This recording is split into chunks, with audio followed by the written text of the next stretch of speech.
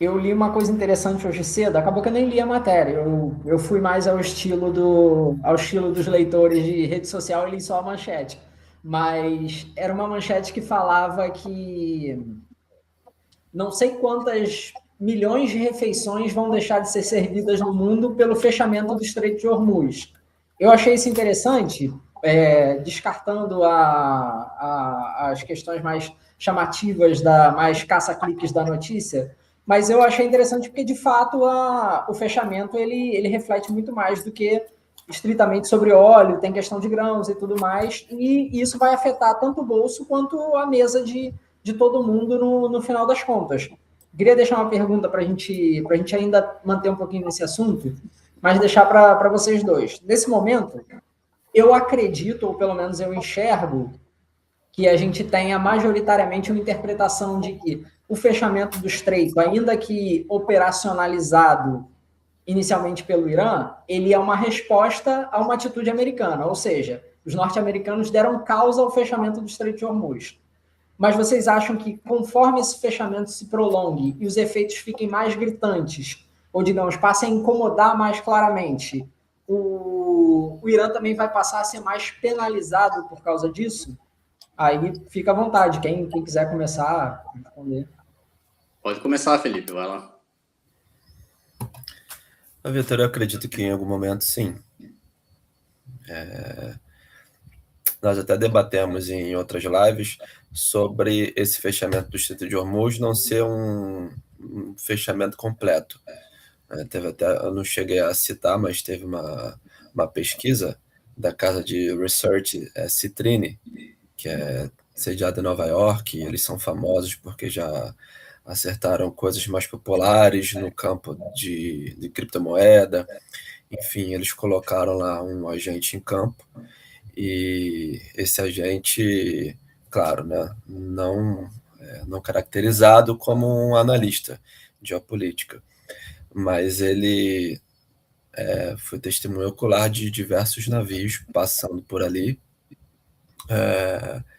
alguns navios chineses. Ele até dizia que esse relatório era fechado para os assinantes, porém as notícias mais impactantes acabaram vazando. E o que foi dito, enfim, era que a China era um dos maiores beneficiados porque estava recebendo carregamento de petróleo. Não só a China, outros, mas China é o maior beneficiado. Então, esse total fechamento é uma mentira. Mas, sim, não estou aqui dizendo que ninguém está sendo afetado. É claro que está sendo afetado. E o que eu quero dizer é, Irã fatalmente, caso se prolongue, Irã fatalmente vai ser pressionado por outros países, mas tem países maiores, por exemplo, Rússia e China, que eu acredito que não. Eu não vejo esses países como prejudicados. Acho que de alguma forma eles conseguem dar. E você tem até os Estados Unidos, né? Os Estados Unidos agora está se beneficiando da situação porque passou a exportar muito petróleo. Além dos Estados Unidos serem produtores de petróleo, a gente tem também a Venezuela, que está sob o poder dos Estados Unidos. Então a situação dos Estados Unidos está cômoda. E aí eu volto a dizer que, de alguma forma, o Irã vai ser pressionado, mas por quais países? Então, em relação aos Estados Unidos, deixa essa situação um pouco dúbia, porque está ruim, mas por outro lado não está. Então, cara, essa é uma situação bem complexa. A gente ficaria aqui um tempão debatendo todas as possibilidades, né? Mas, enfim, eu vou parar por aqui, só reiterando que vai haver pressão, mas talvez não da forma que a gente espere, não de países tão relevantes assim no cenário global. Bom, o que você acha, Radamés? Como é que você interpreta isso?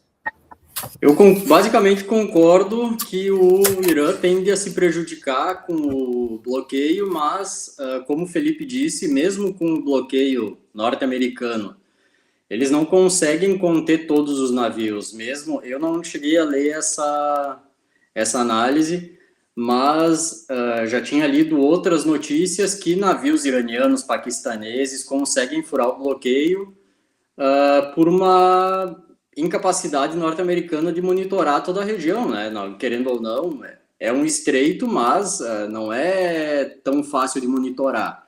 E se o Irã manda ali 30, 40 navios, eles não vão conseguir interceptar todos. Vão interceptar uma fração e o resto vai passar.